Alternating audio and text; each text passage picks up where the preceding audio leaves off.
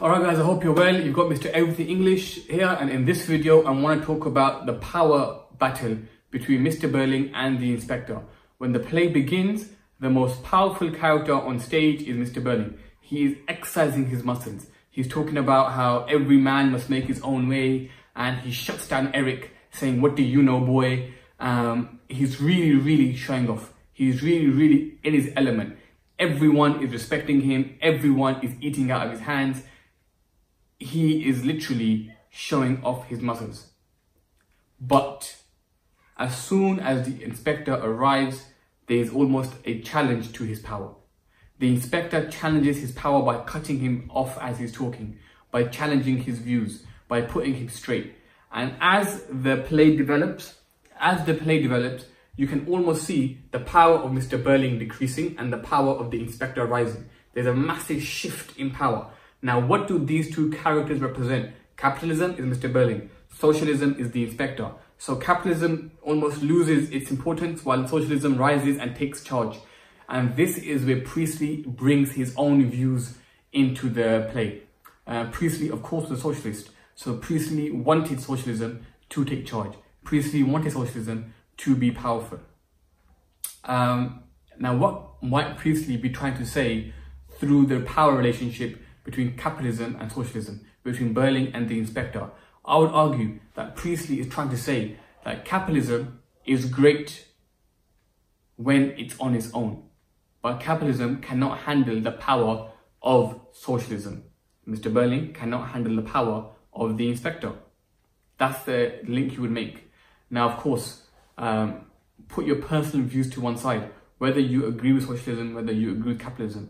But for the sake of the exam and for the sake of your play, you can really argue this point. The idea that Mr. Birling and the Inspector are two characters that represent two different ideologies. And as the play develops, one ideology is destroyed, is replaced by another one. That's the first point you can make between their relationship. But number two, you can make the point that Mr. Birling's power is proven to be very superficial. His power relies on what? Money, pretty much. Every problem he has, he tries to resolve it with money. Yeah, there's a part in the play where he says to the Inspector, "If I could, I'd pay thousands." And the Inspector says, "It's too late for your money." He views the solution to all of his problems to come in the form of money.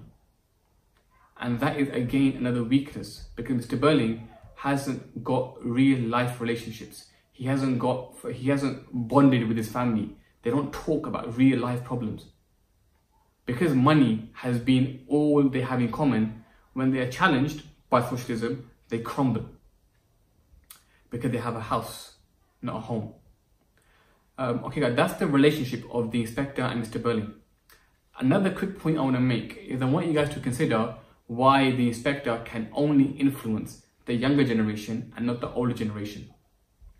My 2 cents for this would be that the Inspector shows that socialism as an ideology is there for those that want to make change. And change in any society has always come from the youth. Therefore, guys, when you're looking at power between the Inspector and Mr. Birling, you really want to focus about the shift in power between Birling and the Inspector. And you want to focus on why this shift happens, because this shift shows that socialism, in the eyes of Priestley, is far superior than capitalism. I hope this short video helps. Use this as a theme, use this as context, use this as a character analogy in an Inspector Calls. As always guys, it's been Mr. Eveything English. I hope you liked the video. Thank you for watching.